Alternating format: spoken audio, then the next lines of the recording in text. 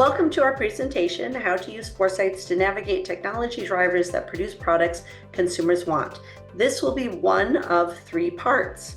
I'm Suzy Badaracco, the president of Culinary Tides, and let's begin. So a little bit about what our company does. We are forecasters for the food and beverage industry. The methodology we use is a little different. It's military intelligence and chaos theory, which is my background. So how do we compare what is the difference between our work and other forecasters, the work you're going to be seeing today? Other forecasters who you know and love, they will have databases where they have new product launches, and typically they'll specialize, right? Either retail or food service. They'll have databases on product sales. So a single source means they are producing their own work, right? They're not looking at other forecasters' work. Same with surveys. So they are doing surveys, but it's their own survey that they're producing. So a single source. With our work, we are tasked to look across multiple sources. So weekly, we are reviewing an average of 17,600 research reports and news items every single week in a 5-day period, 5-day work week. So when we look at new product launches, it's retail and food service. It's across many, many sources. Same with product sales, multiple sources. We're watching consumer surveys, also coming from multiple sources.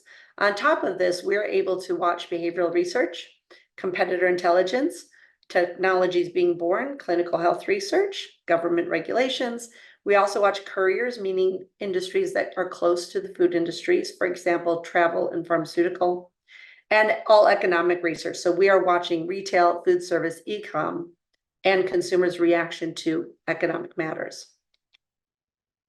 So we actually act as a forecasting think tank for our clients. So we are tasked with also watching white space for them, and producing monthly and quarterly forecasts. So we keep our clients out 2 years ahead of themselves at all times.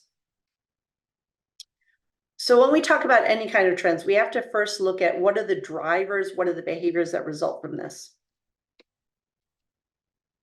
So there is an inflation effect. One of the actions, behavioral research that picks this sort of information up, is that consumers are clanning. This is a faith popcorn term, meaning gathering.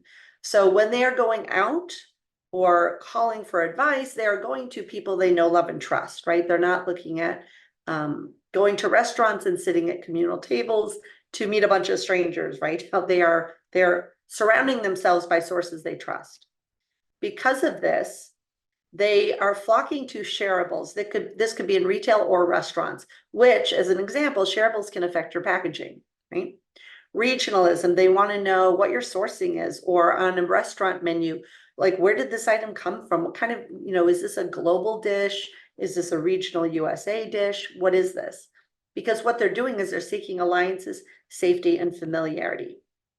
Actions on menus in particular, but also in retail, there are 3 product types they are most likely to skip during an inflationary period. So when they're having financial troubles, they are most likely to abandon either beverage, appetizers, or desserts. This is to save money. So for instance, in the restaurant setting, this is so they can still go to their favorite restaurant, but they're kind of pulling back on spending. These are some of the items they might skip. Sustainability, organic will typically drop in sales. And we are going to be talking about that in one of the presentations. Local and regional interest goes up. What they're really looking for is no-cost sustainable options. So if you're doing something sustainable, a technology that's sustainable, I would talk about it, because that's what they're looking for. They're looking for items that are sustainable. It's not going to cost them anything else. It's very attractive to them. And food and beverage, usually comfort returns. Comfort is not returning. Experimentation drivers are holding firm. So they are not looking for macaroni and cheese. They are actually looking for global cuisine, trying something new. So think about that with flavor technologies, for example. Their reaction is their level of distrust goes up and their level of feeling safe goes down. So when you hear people saying they want, a story or a history of your company or your products, and this could be B2B or this could be direct to consumer, that's why they want to know it, is because they feel it's more authentic. It makes them grounded. It makes them feel grounded, which makes them feel safe. It's a calming effect to understand their story or a history behind a company or a product.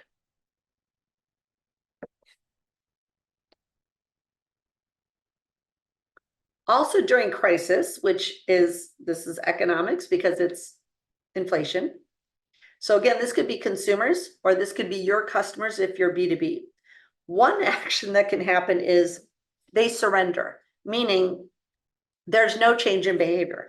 They say, you know, I can't really do anything about what's going on with inflation, for example, or what's going on in the world, so I'm not going to change my behavior.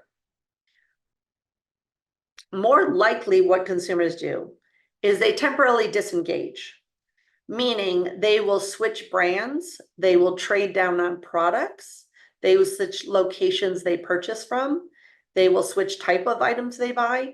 It's temporary and it's to save money, so they will re-engage in time. So what you have to ask yourselves is, if you're a product where someone traded down to you and what you offer, when inflation lifts, how are you going to keep that client or that customer? Same thing, if someone moved away from your company because of inflation, how are you going to get them back? And the last behavior is abandonment. This is only done by the lowest income level in this country. Abandonment means when they leave you, like they switch brands, switch products, they will not come back. They do not have time in their life to figure out if you change pricing or you change something else about your behavior. They will just permanently move away from that product or that company. Why? Again, their reaction. Distrust goes up, safety goes down. What they're looking for in a company or a product, transparency, and they're looking to be educated on, why do I need this product in my life? What's the benefit? Makes them feel grounded, makes them feel safe. Personally, what they're looking for, and again, this could be you could be B2B, right? This could be your client. They're looking for reassurance, knowledge, and brand recognition. Corporately, they're looking for corporations that are stable, they're accountable, they're transparent, they feel you're ethically responsible, and they're very attracted to corporations with history, legacy, and roots.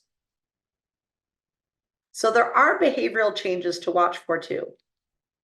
So there's typical inflation behavior, but now what we have is post-COVID inflation behavior because our fear level set point has gone up after COVID.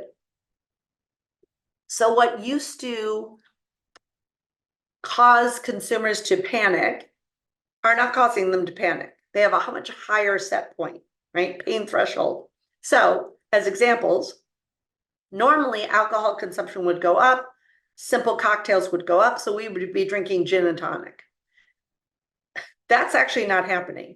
Non-alcohol is actually higher sales than alcohol, so alcohol consumption has gone down, and we're drinking complex cocktails. So for instance, technologies in the beverage scene could be smoke, it could be certain additives to cocktails. So we're drinking, well, we're not drinking as much, but what we're drinking is better and more fun. So you have multi-layered colors. That could also be due to technologies with the ingredients.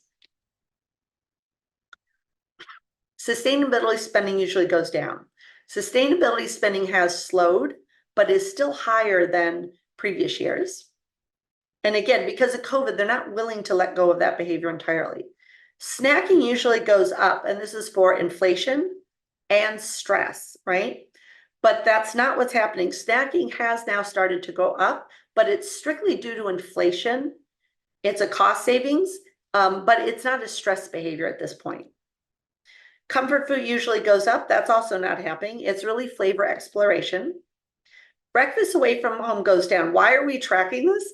It's a key indicator economically as to how consumers are feeling.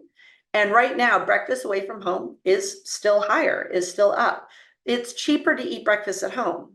That's why it's a behavior that normally changes when there's inflationary pressures, but that's not happening. Health spending usually goes down. Post-COVID effect, health spending is not going down. Packaging, if they're stressed out, They will look at function. That's the primary driver. Can I open it? Can I close it? Can I freeze it? What's the function? But a much healthier place to be is where we are. Packaging, its function, and design are co-drivers. So they are reading packages. They're looking for QR codes. They're actually interacting and spending more time with the package. That's actually a very healthy sign. And another reason explaining we're not in recession. The last three have not changed. They're actually what we would expect. Retail is up compared to food service. Private label goes up. Again, this is pulling back on spending. Cooking at home also goes up. So technology's focus then on those three areas, right? What's packaging, technologies for cooking at home, etc. These two at the end, we wanted to note. Vegetarianism goes up during inflation or recession. And it's not because I want to save the planet. Vegetarian goes up because I want to save my wallet. So that number goes up slightly only because it is cheaper to be a vegetarian. So plant-based meat sales and volumes are all down, and they are still down. There is no driver saying that those numbers are going to be coming back. So consumers, some of the specific technology drivers from the consumer's point of view, what you want to focus on is why. Why is this occurring? Then you focus on how to get to the what. So psychological drivers include don't delay rewards. So we're giving ourselves permission to embrace like escapism, indulge, something that sparks joy. All of those are psychological drivers. Frictionless experience. They have an intolerance for inconvenience and for problems with a package, with a product, with cooking, with having a meal in a restaurant, any of these things. Also great, it's called a great life refresh. So they're focused on personal growth and well-being. Their changes in their life are reflecting their values, their passion, their purpose. So joyful, they're looking for optimism. They're not looking for conflict. So does your product or does the packaging, does it express that to them? And minimalist messaging. They want clear, simple communication. It's essential so that you're not dealing with fatigued consumers, right? So there's a lot going on in the world. They only have so much space in their brains in the morning or when they're shopping. So it's got to be more minimal, simple, and direct. Experiential is different. Now we've got in-home dining, right? So dinner parties going up, hybrid dining. Hybrid dining is fabulous. Hybrid dining means I'm eating at home, I'm cooking part of the meal, but then I'm getting part of the meal either from a restaurant or from food service within retail. Quick quality. It's if they're at home, easy to prep, but fresh, but they do not want the cost of a meal kit. So think about how would technology tackle that? Hunt for uniqueness. They are absolutely searching for something new, something unusual. Again, not comfort. Multisensory. They want to engage multiple senses to create a memorable experience. So think about desserts are the easiest space to think about. Think about, a donut that has a filling. Those are two different experiences. Is there ice cream but has crunchy toppings? Again, two different experiences. Is it a roast that has been stuffed or a turkey that's been stuffed? Those are multiple senses that are being engaged. It could also be visual. Think of all the fabulous beverages out there right now where they're layered in colors. That's multiple senses as well. A great place for technology to engage. Products could also be used in multiple ways. So they're interested if they're either at the restaurant or they're taking it home or they're in retail. Could a product be used in multiple ways? Hot or cold? Could they put the same product in a wrap versus a salad? Could it be a side dish? Could it be a main dish? So they want products that could be possibly used in multiple ways. And the last is, again, visual. TikTok, Instagrammable. Can they put it even on LinkedIn, right, for businesses? Dynamic design, can they use it as, can they video it? Does it have movement? Can they put sound with it? But they're looking for something to engage. And again, beverage is the easiest way to think of those examples of those layered cocktails, smoke within cocktails. Those are great examples that also involve technology. Let's look at health also in this part one. So again, lots of health drivers. So they have a sense of control right now. So with their kids, for example, if I'm at work, how are the kids eating? Can I control calories? Does the dish or package offer a portion option, so portion control? Seasonal and local within the ingredients is also a form of control. Snacking is a form of control. Does it have technology ingredients so I can control salt, sugar, or fat? Apps also is another way to control. So can I learn about your product? Can I learn about the packaging? Can I learn about your company? Trust is really distrust. So they don't trust organic, your ethics, your sourcing, food safety, or your health claims. What they're doing is they're buying from whoever they think is lying to them the least. So how you overcome these trust issues is to be able to form an emotional connection with them. How do you do that? Through empathy, but also, and here's what I'm going to do to help you with that issue. Simplify also raises its head when we're in economic hard times, because again, I only have so much bandwidth to deal with things. I want something simple. So that's why they want unprocessed, organic, recognizable ingredients, things that are convenient. If it's for home, speed, scratch. Can I make it quickly? Obesity and cognitive function, the two biggest health focuses right now. So obesity encompasses also snacking, satiety, again, the kids, mindful eating. Cognitive function, again, with ingredients is energy, sleep, stress, depression, focus, etc. So where technology intersects with this is if it's an ingredient you're dealing with, is it heat stable? Is it freezer stable? Is it fat and water or water soluble? Like, how is this ingredient going to interact with the environment you're going to be putting it into?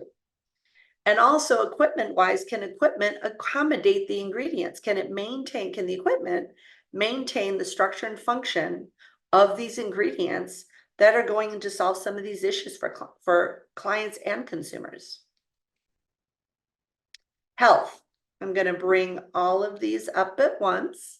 So in the dark green, what you have is actual research snippets coming from Innova, IFIC, YouGov, and Ingredient.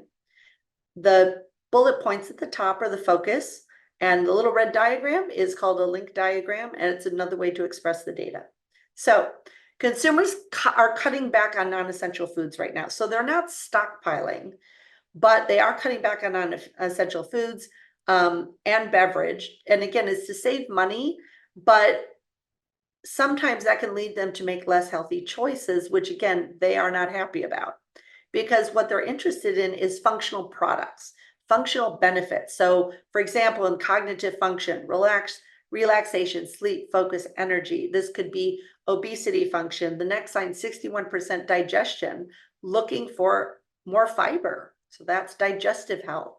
And absolutely, they will be willing to pay for clean label. Again, they want clean label. They don't want something with a lengthy ingredient deck and items they don't recognize. And we are going to stop here for part one. Thank you for watching, and we will move on to part two. Hope to see you there. Thanks.